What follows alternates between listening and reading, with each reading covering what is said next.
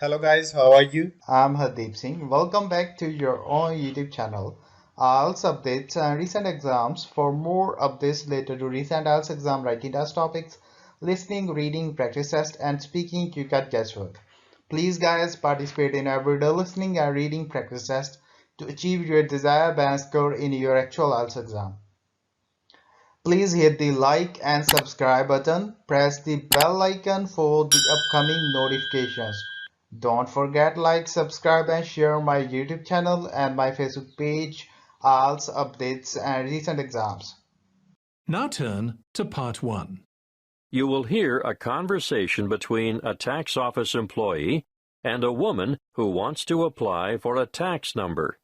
First, you have some time to look at questions 1 to 4.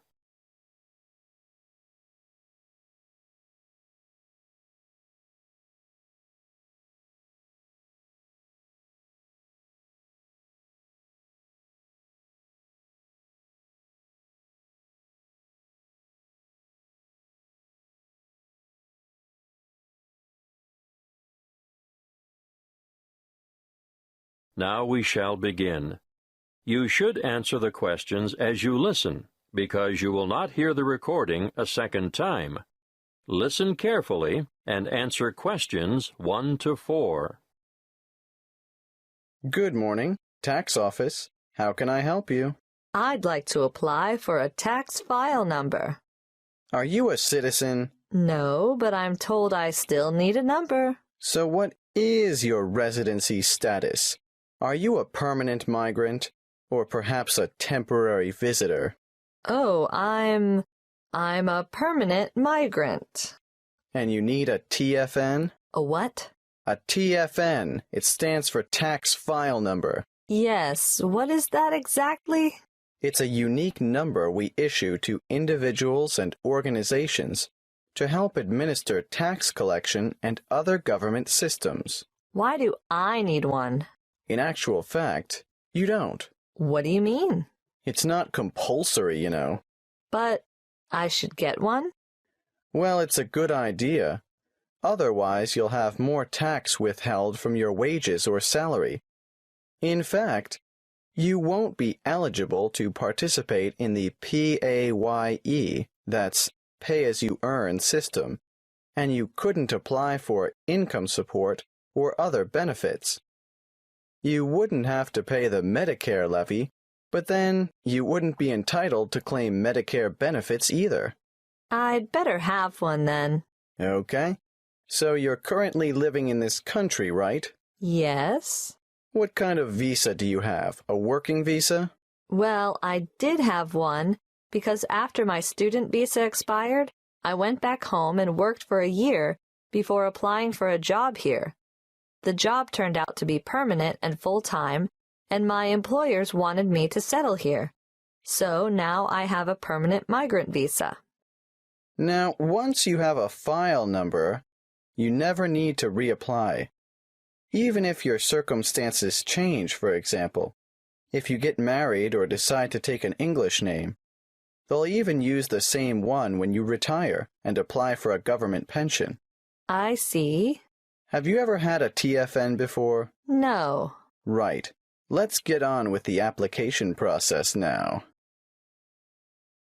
Before you hear the rest of the conversation, you have some time to look at questions 5 to 10.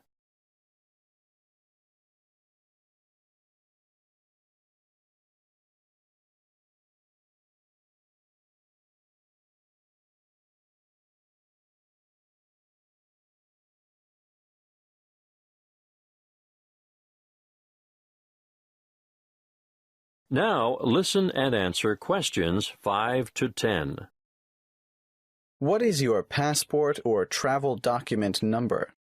Oh, just a moment. I have it here. JGW 1100536. Where do you come from? I came from Greece. Is that your country of origin? Yes, I came from Greece. Are you Greek? Do you have a Greek passport? No, I was born in Spain. I have a Spanish passport, but I've been living in Greece. And where do you live now? Where will the department send your TFN? That's 1339 Harbor Drive, Hollywell. Postcode?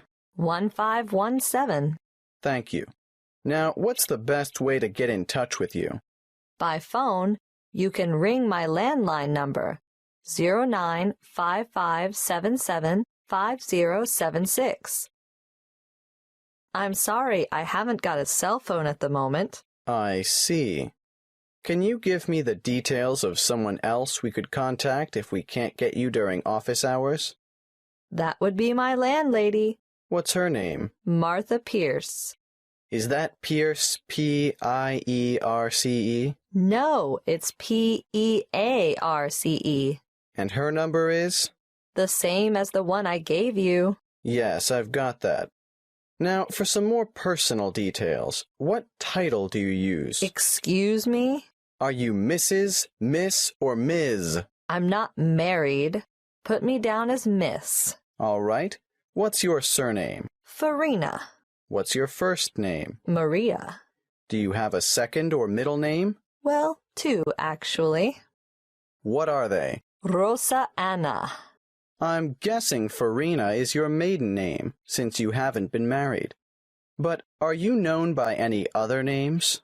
Farina is my only surname, but people call me Mary. As a first name? Yes.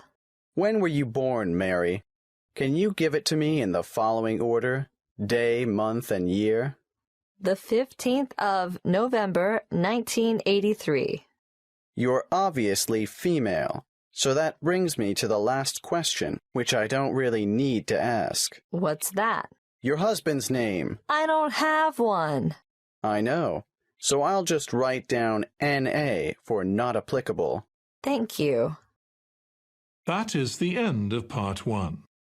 You now have 1 minute to check your answers to Part 1.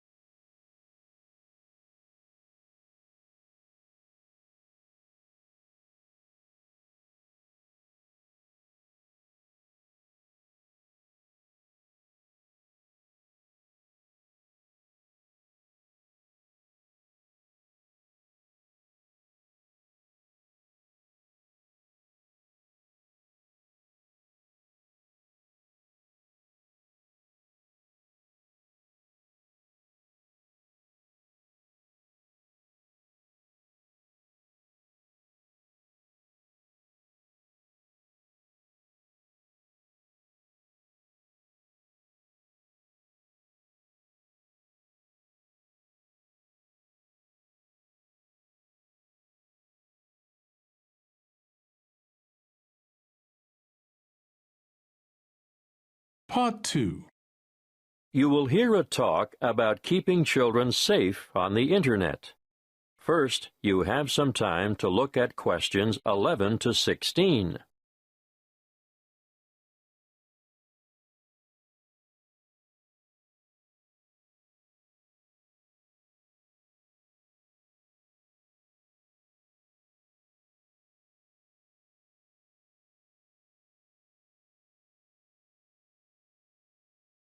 Listen carefully and answer questions 11 to 16. Thank you for coming. It's good to see so many of you interested in keeping your children safe on the Internet. What's in store? Well, firstly, I'm going to talk in general about some common sense ideas and rules for young ones using the computer.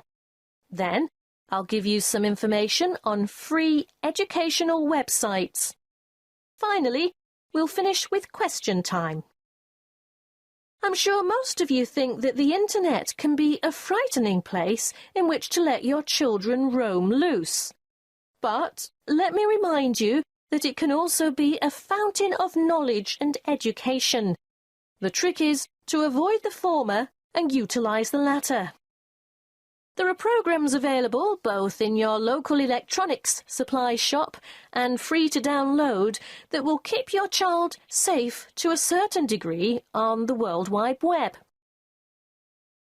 A popular one is Online Family Norris, which bars things like military and social websites. I wouldn't advise you to rely solely on a program to protect your family, though. As good as it is, you cannot abdicate your responsibility as a parent. I'm sure you all know that, or you wouldn't be here. When all is said and done, the best way to keep children safe is to educate them and keep an eye on them. For this reason, you should make sure the computer which your child uses is kept in a communal space, where you can look over their shoulder from time to time. It is paramount that you teach them never to divulge their proper or full name, and to never provide personal information, such as where they live or what their phone number is. Tell them that online friends must remain just that, online, unless they are supervised. It is difficult, I know, to teach children about the dangers of the world when they are so naive, so trusting and innocent. But without going into great detail, you must alert them to the possibility that the people they are chatting with may not be who they say they are. It's also sensible not to give them their own email address until they are old enough to use the internet safely. So, all communication from websites will go through you. When they are old enough to use social sites like Facebook and MySpace, teenagers need to know that whatever postings they put on the web will remain accessible forever. Nothing is ever really deleted there. And embarrassing pictures or remarks may come back to haunt them one day.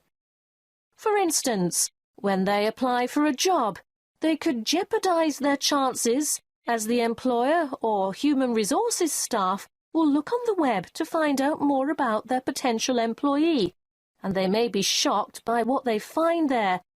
Not the sort of stuff an applicant would want on his or her CV. It can also make them more vulnerable to bullying. Unfortunately, bullying on social sites is another thing to look out for, and I have to tell you, it's on the increase. It's a very difficult issue to deal with, but something that is more easily detected if the computer is kept in a family space. If we can put these negative issues aside, let's not forget that the internet is also a wonderful place for children of all ages. Teenagers may be mostly networking on social sites or completing research that they've been asked to do as part of their homework assignments, but younger children can get assistance with mathematics, spelling and reading on a variety of free and paid-for sites. Before you hear the rest of the talk, you have some time to look at questions 17 to 20.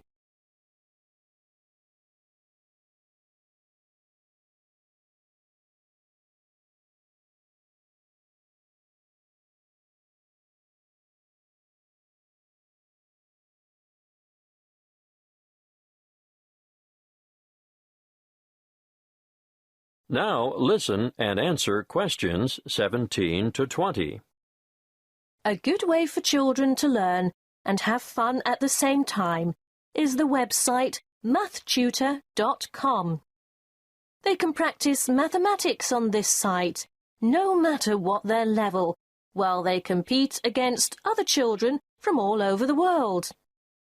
And here's a fun way for primary school children to learn the spelling words for the week. It can be such a chore for some children. They just type them in and play games to learn them. What's that? The website? Oh, sorry. Yes, you'll need to go to spellcity.com for that. The one I'm going to tell you about now is one of the most practical sites that's popular with people of all ages. Children, or parents for that matter, can learn to touch type as they sing along with songs. And there's a variety of funny characters to help you enjoy yourself as you learn. In this day and age, typing is essential, Everyone should be able to type fast and accurately. So, go to beeb.co/typing and try it out. Don't just leave it up to the kids. Here's a site that parents can use to download worksheets to extend their children by giving them further practice. It's called coolresources.com, and I can really recommend it, particularly for middle school students. Now, are there any questions? That is the end of Part 2. You now have 30 seconds to check your answers to Part 2.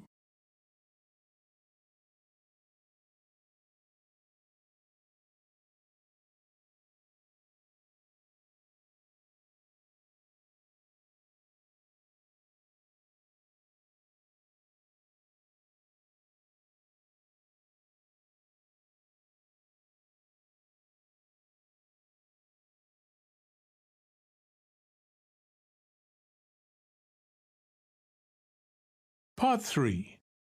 You will hear a conversation between two students in the education department who are discussing their first assignment. First, you have some time to look at questions 21 to 28.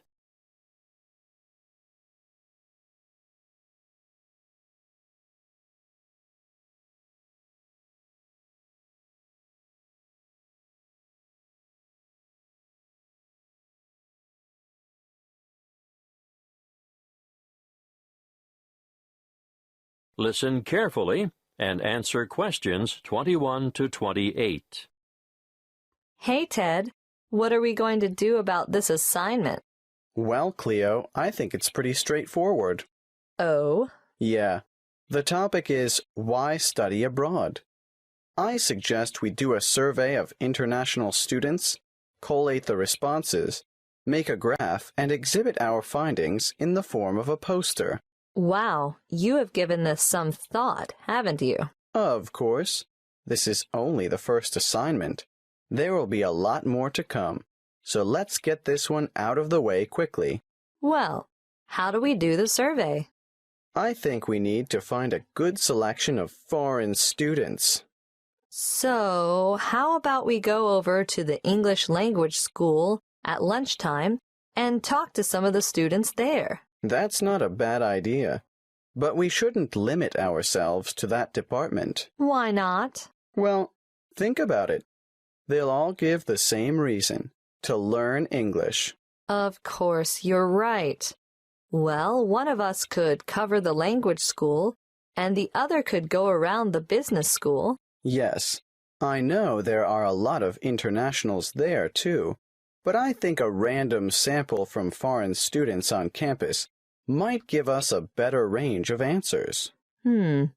What are we going to ask them? Why are you studying abroad? An open question like that could mean we get hundreds of different responses. It would be better if we made up, say, 10 reasons and asked each respondent to place them in order of importance. You're right. That would certainly make collation easier. Any ideas about what these 10 reasons might be? Sure.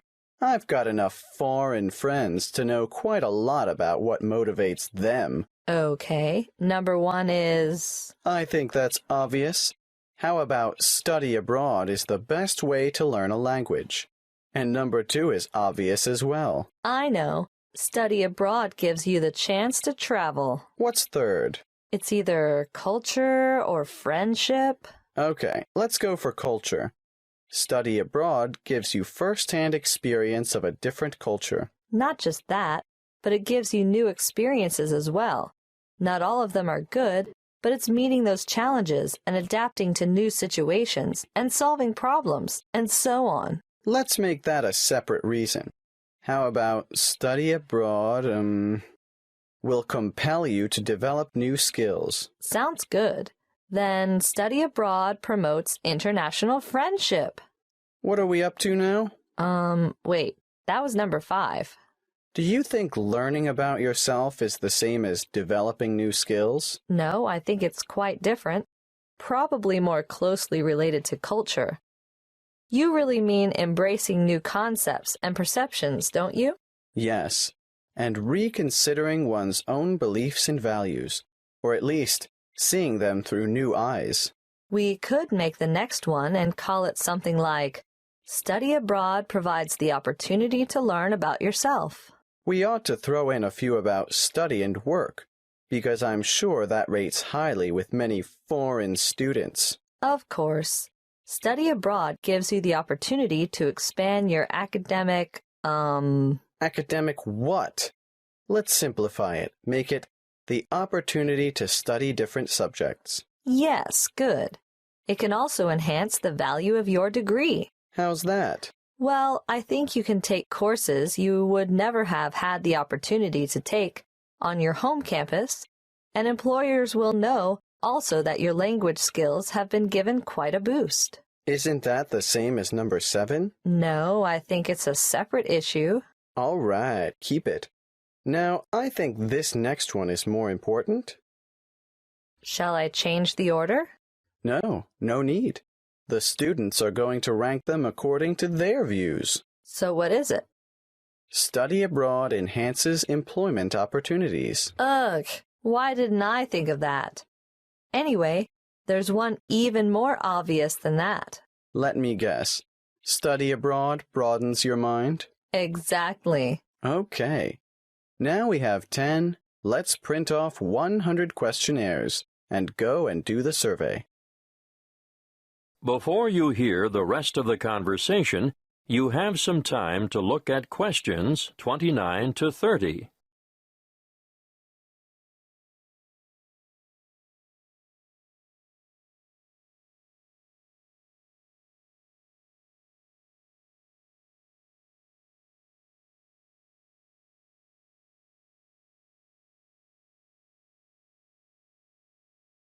Now listen and answer questions 29 to 30. Did you hear about the National Geographic survey of American students between the ages of 18 and 24? Yes, it sounds as if they could benefit from study abroad. Did you know that only 1% of U.S. students currently study abroad? Anyway, back to that National Geographic survey. It was carried out internationally, and it was Sweden that came out on top. It's really amazing, isn't it? When given a map of the world, only 13% of American students were able to find Iraq, and the same for Iran. I know, and not surprisingly, I suppose, Afghanistan didn't fare much better. 83% couldn't locate it on the map. There must be something about that region. 76% couldn't identify Saudi Arabia either. But Asia didn't come off much better.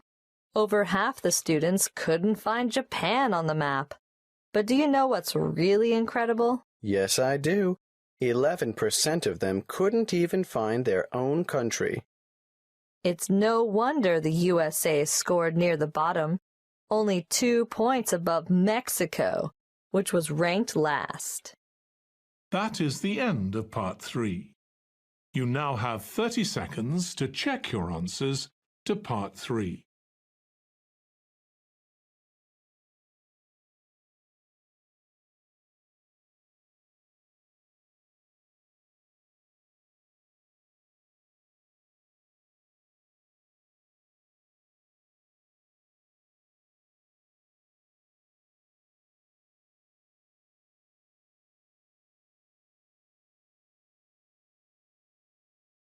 Part 4. You will hear a talk given by a lecturer in the Art History department. First, you have some time to look at questions 31 to 40.